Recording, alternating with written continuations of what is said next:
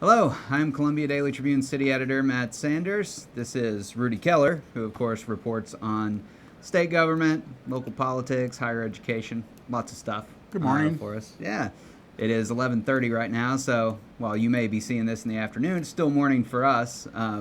This is the Tribune Daily Digest for Friday, February 24th, I believe.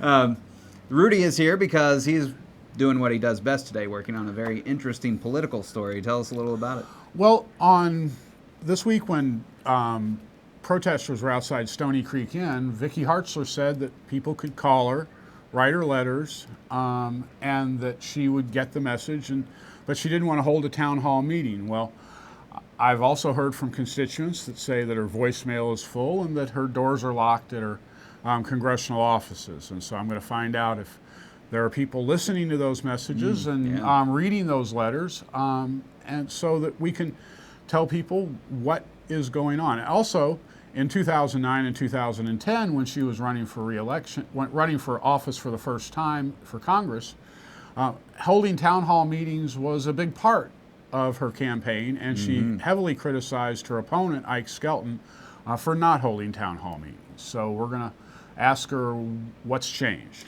Yeah, in some ways, it's kind of like progressive protesters today are using a lot of the tactics the Tea Party was using back then to demand face-to-face meetings and town halls and that sort of thing. Well, there were Where's Ike signs in 2009, and there are Where's Vicky signs in 2017. What do you know? Well, look for more on that in tomorrow's edition as Rudi explores the question of what Vicky is up to these days.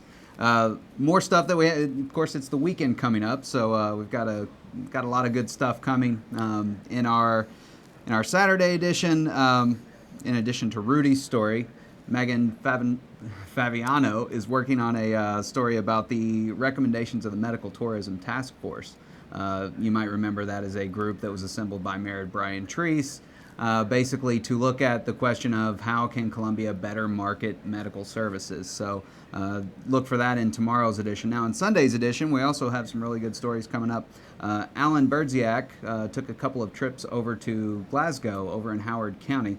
Now that's where we have the case going on where the teenager shot himself to death, and then subsequently a former restaurant manager who was his boss has been charged with manslaughter in that case. And there was a coroner's inquest that found that he was bullied both at school and at work, which led to those charges. So Alan visited Glasgow to talk to people there about what they feel about the case and the attention that it's drawn. So look for that in our perspectives section. It's a really good read. I've read it, and I think you'll really find it very interesting. Another really good story that we'll have in Sunday's paper is by Brittany Roos, who is looking at homelessness and veterans and the lack of services that are out there for homeless veterans. That's part of the work that we've been doing, looking at poverty in our area. It was kind of an outgrowth of that, thinking, okay, well, what services are there for the veteran homeless population that is, homelessness can affect veterans more than it does other segments of the population. So she's taking a close look at that. And then we'll also have a story by Roger McKinney about the possibility that the state music contest that has been here at the University of Missouri for decades, this is where high school students come and perform musical selections for judges, there's a possibility it could be moving. They're putting it out for bid, and it might be leaving Columbia after several decades. So look for more on that in Sunday's edition as well. Of course, you can always reach us via our social media accounts, Twitter and Facebook, and by email.